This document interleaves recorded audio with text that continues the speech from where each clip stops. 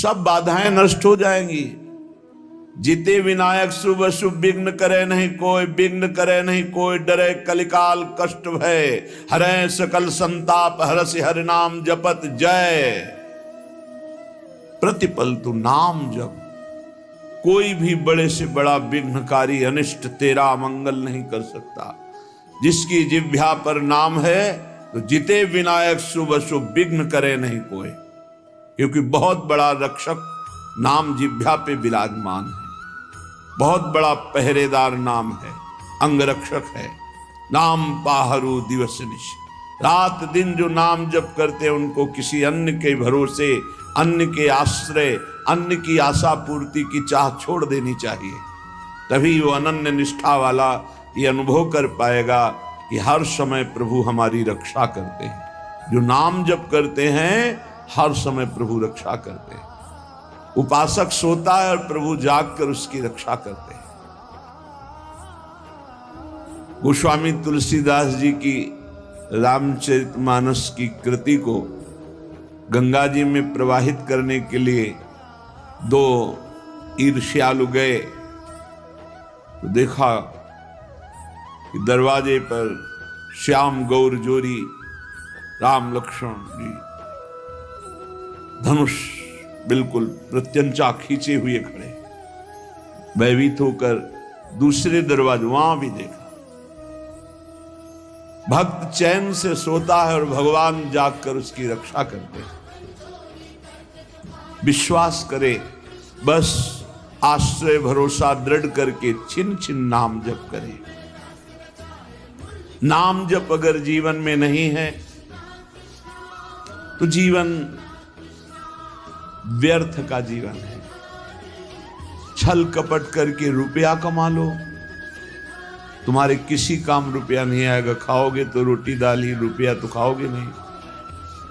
और भगवान चराचर को भोजन दे रहे हैं, कोई ऐसा नहीं कि भूखा हो।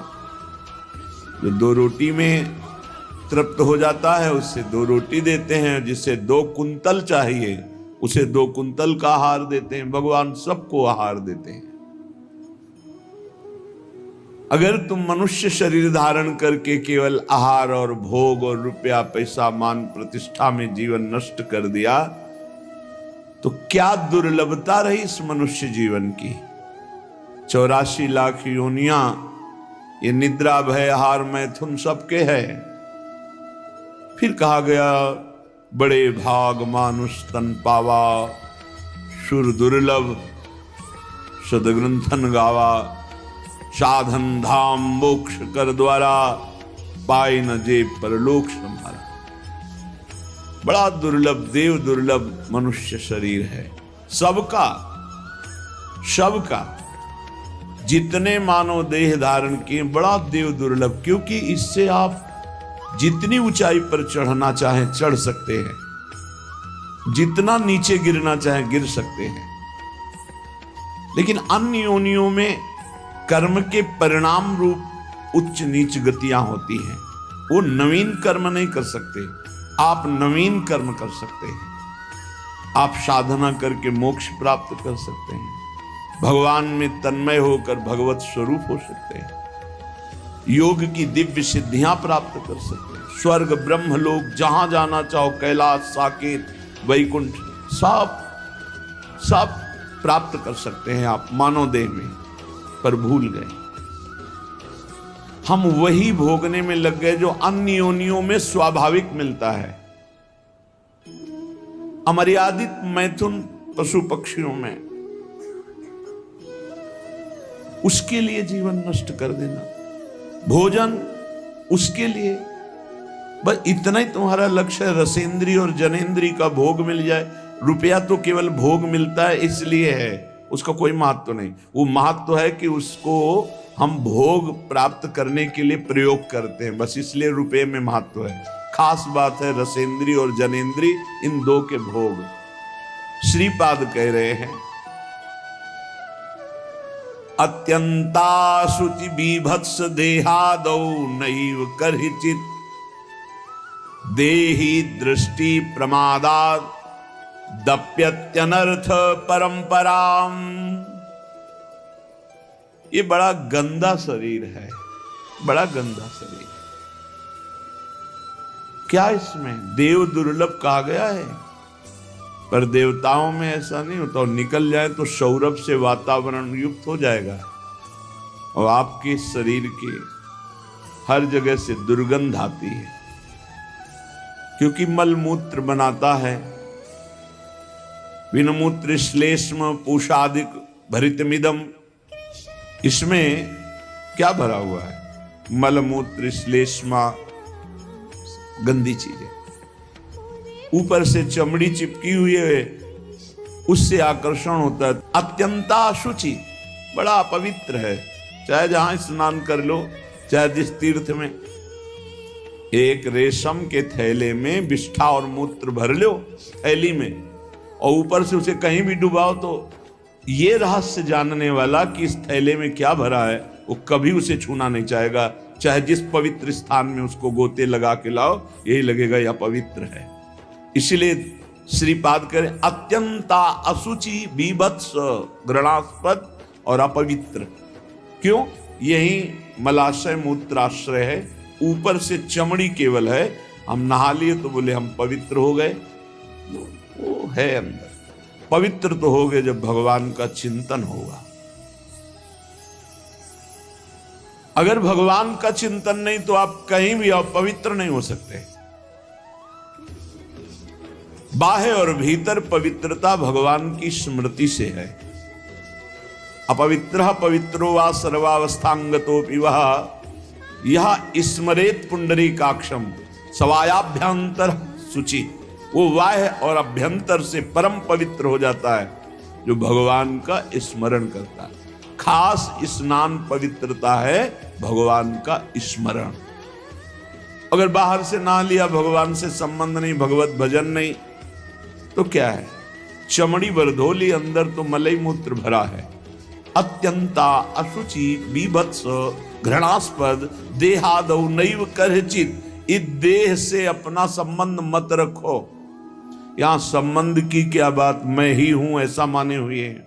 इतना जोर का संबंध है कि ये हम भूल गए कि हमारी देह है। हम ये मान लिए कि मैं ही देह हूं। देख लो आप कैसे, तो आप बोलेंगे गोरे काले, स्वस्थ अस्वस्थ, तो देह का ही परिचय तो बता रहे हैं। मैं को देह में मिला दिया। मेरा तो चलो थोड़ा दूरी करके वर्णन हुआ, लेकिन मैं ही शरीर हूं, बस यही भावना। कितना घोर अज्ञान अंधकार छा गया। कह रहे देहादौ नैव करचित। इस देह में मैंपन भूल करके भी मत करो, नहीं तो नष्ट हो जाओगे। क्या नष्ट हो जाओगे? मूले सर्वात्मार्थोर्विघ्नं कलय यदि मनो योषिताम भावनिघ्नं। तुम्हारा परम मंगल होने के लिए मानव देह मिला और तुमने अपने को देह मान लिया, स्त्री मान लिया, पुरुष मान लिया। भोगों के लिए मन ललचाएगा, क्योंकि देह भाव में भोग है। भगवत भाव और ब्रह्म भाव, दास भाव, सख्य भाव, कांता भाव, इनमें कहीं काम नहीं है। ये जो सिद्ध भाव है इनमें काम नहीं। देह भाव में ही सारी कामनाएं विकार हैं। अगर तुम इस अपवित्र देह में मैं को मिला दिया तो इसका परिणाम होगा बार बार जन्म, बार बार मरण, अशांति, चिंता, शोक, दुख, ये सब प्राप्त होगा। सर्वात्मार्थोर्विघ्नं, ये परम आनंद में भारी विघ्न है शरीर। कब? जब मैं को शरीर में मिला दिया।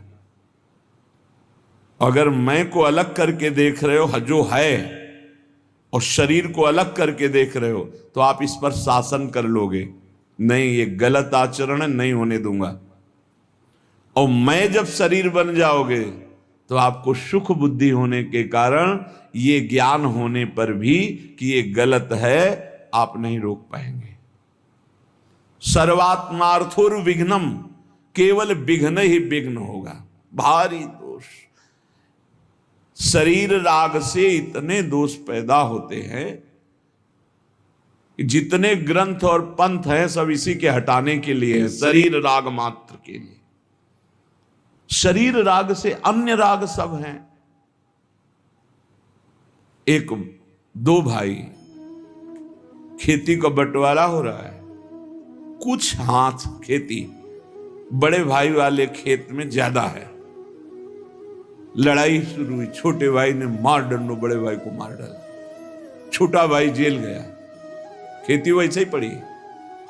माया का नाटक तो देखो, एक का दिव्य मानव देह जो भगवत प्राप्ति कर सकता था वो मारा गया, एक का जेल प्राप्त हो गई, दोनों अज्ञान की दशा में जीवन को नष्ट कर दिया।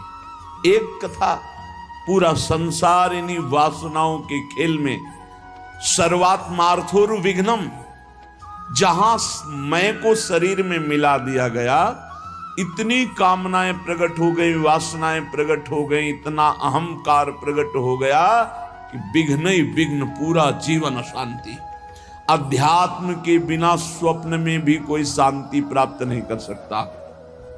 चाहे जितना रुपया कमा लो, चाहे जितने अरबों की संपत्ति एकत्रित कर लो, तुम अशांत रहोगे, तुम चिंता युक्त रहोगे, तुम दुख युक्त रहोगे, तुम मृत्यु से भयभीत रहोगे, बार बार तुम्हें जन्मना मरना पड़ेगा। अध्यात्म के बिना कुछ भी प्राप्त हो जाए। ऐसे ऐसे राजा हुए जिन्होंने विश्व के माने हुए वैद्यों को पास रखा, विश्व की औषधियां रखी, बड़ी बड़ी व्यवस्थाएं रखी कि एक जरा सी छींक हो कि हजारों प्रकार की औषधि, वो भी मर गए। मृत्यु ने उनको भी मिटिया मेट कर दिया। क्या व्यवस्था करोगे? ऐसे ऐसे भोग विलासी चक्रवर्ती सम्राट, ऐसा ऐसा कहां सब खत्म।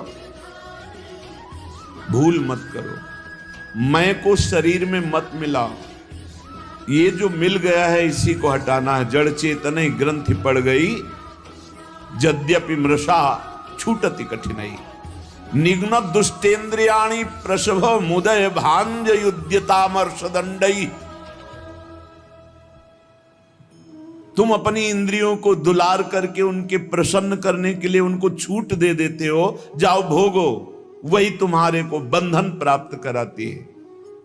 यद्यपि मृषा छूटति कठिनाई, जलन पैदा की। ऐसा क्यों किया?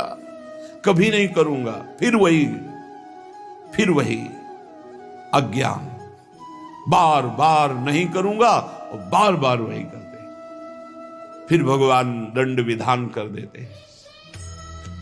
एक दो बार तुमसे गलती हुई, क्षमा याचना की, या बहुत गलतियां हो गई, सत्संग सुना, बुद्धि पवित्र हो रही, अब लो नशानी अब ना नशइयो, तो भगवान कृपालु है, वो कह रहे अहम त्वाम सर्व पापेभ्यो मोक्षयिष्यामि मा शुचः। मैं तुम्हें पवित्र कर दूंगा, सारे पाप नष्ट कर दूंगा, अब तो होश में चलो। नहीं, निघ्न दुष्टेन्द्रियाणि, ये दुष्ट इंद्रियां बार बार जीव को घसीट करके भोगों में डाल देती। तो क्या करें? गुस्सा करो इन इंद्रियों के ऊपर, अनुमति मत दो, इनको दंड दो, उपवास करो, नाम का दंड दो, खूब नाम जप करो, परेशानी पैदा, परिक्रमा लगा, निकल जाओ गिरिराज जी की परिक्रमा, 5-7 घंटे नाम जप करते हुए पूरी परिक्रमा, आराम आराम से, दौड़ने की जरूरत नहीं, 5-7 घंटे में आराम आराम से नाम जप कर देखो। अगर तुम्हारा उसी समय दिमाग परिवर्तन न होने लगे तो बताना। पर इंद्रियों को छूट देकर मनमानी भोग वासना में लगाते तुम्हारा नाश कर देंगी, पतन कर देंगी। रामाख्या कालकूटादपि विषम तमा भाति साधयु धारा। ये भगवान श्री हरि की माया के द्वारा रचा हुआ ऐसा बगीचा है संसार कि इसका मनोरंजन करने का मन हो ही जाता है। और जो मनोरंजन में फंसा हो आज तक नहीं निकल पाया, जब से सृष्टि हुई आज तक इस जादू के बगीचे से नहीं निकल पाया। कहीं न कहीं वो कंचन, कामिनी, कीर्ति, कहीं न कहीं वो फंसा मिलेगा। अगर आप इसे मैं को शरीर से हटा दें तो आप जीत जाए। जब तक अपने को पुरुष स्त्री मानेंगे, मैं को शरीर में मिलाए रखे, तब तक कुछ भी साधन कर लो, सवाल हल नहीं होगा। और ये होता है स्वीकृति से। स्वीकृति से बड़ा परिवर्तन सूक्ष्म शरीर पर पड़ता है आपकी स्वीकृति का। जैसे हम पहले सन्यास में थे तो स्वीकृति हो गई कि अब सन्यासी, तो स्वप्न में अपने को सन्यासी ही देखते थे। अब जब स्वीकृति हुई, मैं श्री जी के चरणों का दास, अब स्वीकृति, तो इस सूक्ष्म शरीर स्वप्न में यही दर्शन कराता है। जब स्वीकृति हुई, मैं श्री जी की सहचरी, तो उस स्वीकृति में ना ये भेष होगा, ना पुरुष शरीर होगा, वही स्वीकृति। स्वीकृति कर लिया मैं स्त्री मैं पुरुष, इसी स्वीकृति में सारे दोष बैठे हुए हैं। स्वीकृति कर लिया मैं प्रभु का दास, इसी स्वीकृति में आपको निर्दोष करने की सामर्थ्य मिलेगी। पूर्ण निर्दोष अवस्था इसी में। आपकी स्वीकृति कमजोर है। आपसे एक शब्द में कहें तो पूरा खेल स्वीकृति का है। वेदांत केवल तुम्हारी स्वीकृति को बदलता है। कौन हो तुम? बोले तुम ब्रह्म हो, तत्त्वमसि। तत् वह जो परमात्म तत्व है, त्वम असि, तुम ही हो। स्वीकृति करो। बोले अहम ब्रह्मास्मि, अहम ब्रह्मास्मि, मैं ब्रह्म हूं। स्वीकृति तो बोले अहम ब्रह्मास्मि, अहम ब्रह्मास्मि। तो क्या हुआ? बोले ब्रह्मविद ब्रह्मवि भवति, वो ब्रह्म हो गया। मैं पुरुष में स्त्री तो भोगी हो गया। नारकी गतियों को प्राप्त कराने वाली चेष्टाएं शुरू हो गई। खास बात समझनी, मैं को शरीर में स्थापित करना दुर्गति का कारण है। मैं को ब्रह्म में, मैं को भगवान के चरणों में, नाम में, रूप में, लीला में, धाम में स्थापित करना। मैं प्रभु का दास हूं, इसलिए अपने स्वामी का हर समय नाम जप करता हूं। मैं प्रभु का दास हूं, इसलिए हर चेष्टाएं अपने प्रभु की प्रसन्नता के लेकर बदल गया, जीवन बदल गया। जब हम प्रभु के चरणारविंद की शुद्ध शरणागति स्वीकार कर लेते हैं तो हर विधान बड़ा मंगलमय होने लगता है। एक बार गीता वाटिका गोरखपुर में अखंड नाम संकीर्तन चल रहा था। पूज्य भाई जी श्री हनुमान प्रसाद पोद्दार जी महाराज की कृपा से बहुत ही मांगलिक दिन कट रहे थे। भगवत चर्चा हो रही, अखंड नाम कीर्तन हो रहा, बड़े बड़े महापुरुष आ रहे हैं। तो बहुत से संत महात्मा भी वहीं विराजमान थे। पूरा मांगलिक, एक मिनट भी कहीं 24 घंटे में कोई प्रपंच वार्ता नहीं। गीता वाटिका में पूज्य बाबा, राधा बाबा और भाई जी महाराज। रात का समय 50 फूस की झोपड़ियां बनाई गई थी जिनमें बड़े बड़े संत महात्मा आकर रुके हुए थे। तो लालटेन टंगी थी। लालटेन से कब क्या कैसा हुआ, घटना कैसे घटी, झोपड़ी में लालटेन टंगी है, अब कैसे क्या हुआ कि वो लालटेन गिरी, तेल फैला, उसमें आग फैली, वो झोपड़ी में लगी, एक झोपड़ी से दूसरी झोपड़ी, और सब संत महात्मा साधक झोपड़ियों में शयन कर हाहाकार मच गया। जल्दी जल्दी जो निकल पाए नहीं, कूद करके लोग कंबल हाथ से ढक कर जो सो रहे थे उनको उठाकर बाहर लाए। बड़ा हाहाकार मच गया। प्रचंड अग्निदेव ने रूप धारण किया। सब झोपड़ी तंबू सब खाक हो गई, राख हो गई, बहुत सी सामग्री बहुत। अब जो संसारिक लोग हैं, भक्ति के आकर्षण से आए हुए हैं, उनका देखो कीर्तन और भक्ति का ये स्वरूप। भाई जी के कान तक आवाज पहुंची। भाई जी ने कहा अग्नि का आवाहन किया जाता है, आहुतियां दी जाती हैं। अग्नि साक्षात भगवान है। हमने तो आवाहन भी नहीं किया, मेरे भगवान इस रूप में आकर के आहुति भी नहीं दी, अपने आप आकर भोग स्वीकार कर लिया। भक्ति की दृष्टि क्या है? मेरे भगवान पधारे हैं। भाई जी ने कहा कि कल जो आग लगी, तुम लोगों को आग दिखाई दे रही, मेरे को मेरे भगवान दिखाई दे रहे। मुझे स्पष्ट दिखाई दे रहा, मेरे कीर्तन, मेरे भगवत चर्चा करने से भगवान अग्नि रूप धारण करके आनंद उल्लास से युक्त होकर के ये भोग स्वीकार किया। मुझे इस घटना में भगवान की कृपा दिखाई दे रही कि भगवान ने किसी का एक रोम भी नहीं झुलसाया, नहीं तो बहुतों के शरीर पूरे हो सकते थे, एक भी व्यक्ति नहीं मरा। और ये मेरी ही बात नहीं है, जो भगवान का शरणागत है उसको ऐसा ही अनुभव होता है कि भगवान की बड़ी कृपा हुई। नामदेव जी महाराज की कुटिया में आग लग गई, पूरा घर जल रहा था। लोग दौड़े, कुछ कंबल, कुछ वस्त्र आदि जो वस्तुएं निकाल पाए, बकाया सब जल गया था। नामदेव जी कीर्तन में मगन थे, कहीं एकांत में जब आए तो लोगों ने कहा बड़ी मुश्किल से ये वस्तुएं बचा पाए, और तो सब जल। तो उनका अरे भगवान आए मेरे घर और हमें तो स्वागत करना चाहिए आपने, और वस्तुएं निकाल, वो सब वस्तुएं उठा के आ गए।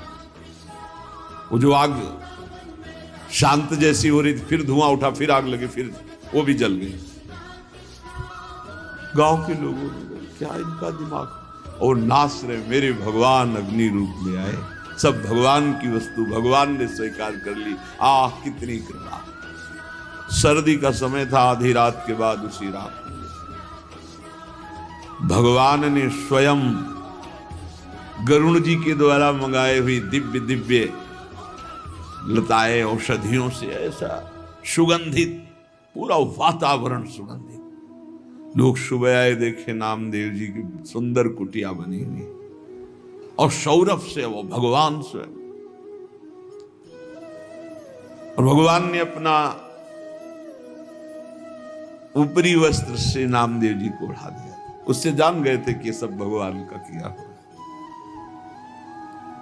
दोनों में राजी हैं, आग रूप में आए, भस्म कर दिया, जय हो। आप आकर के ऐसा निर्माण, जय हो आपकी, जोई जोई प्यारो करे सोई। लोगों ने कहा महाराज रातों रात इतना सुंदर तरण का महल बन गया है, और इतनी सुगंधित, इतना आकर्षण, हम भी बनवाना चाहते हैं। बोले हाँ, हमारा कारीगर बड़ा महंगा है। कितना रुपया लेगा? बोले जितना है सब जला दो, उसके बाद वो आएगा। अपने घर फूंक तमाशा देखे तब हमारा कारीगर आता है, एक भी नहीं बचना चाहिए। आसक्ति और राग का विषय। भाई जी महाराज बोले जो उपासक सर्वतोभावेन भगवान को समर्पित है, चाहे वो भक्त हो या ज्ञानी हो, वो हर घटना में निश्चल और भगवत कृपा को देखता रहता है, और वास्तविक भगवत कृपा होती है। याज्ञवल्क्य जी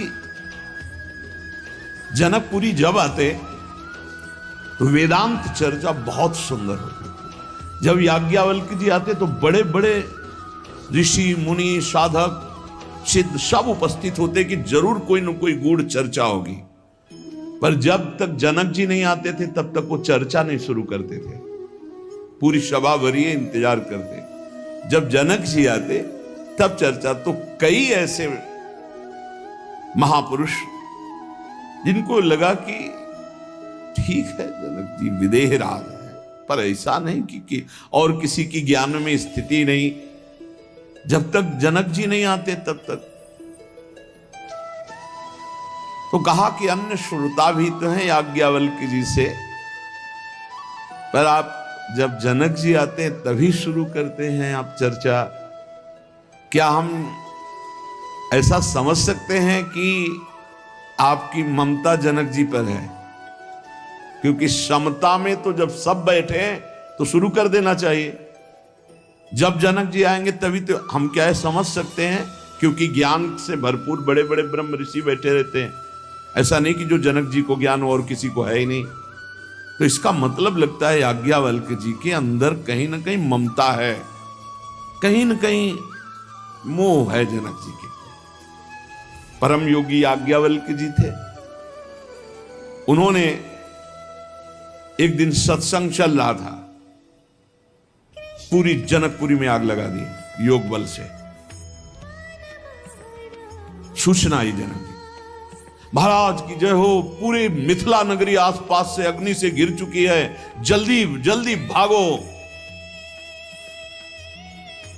जो जनकपुर वासी थे वो तो भागे, आसपास बिल्कुल नजदीक अग्नि आ चुकी थी, वो योग बल से लगी हुई थी। जो ऋषि मुनि थे अपने अपने आप, कोई व्याघ्र चर्म, कोई हिरण का चर्म बिछाए हुए, जो मृग चर्म, कोई कुशा, कोई कंबल, सब अपने अपने समेटे याज्ञवल्क्य जी यथावत चर्चा कर रहे हैं। कोई भागा इधर, कोई उधर भागा, कोई भी वहां नहीं था, केवल जनक जी बैठे थे। बार बार मंत्री आदि, महाराज राजमहल में भी आग लग चुकी है, लगभग पूरा राजमहल जल चुका है, आप महाराज सुरक्षित होइए, आप हटिए यहां से। शांत मुद्रा, याज्ञवल्क्य जी का प्रवचन चल रहा, केवल जनक जी सुन रहे।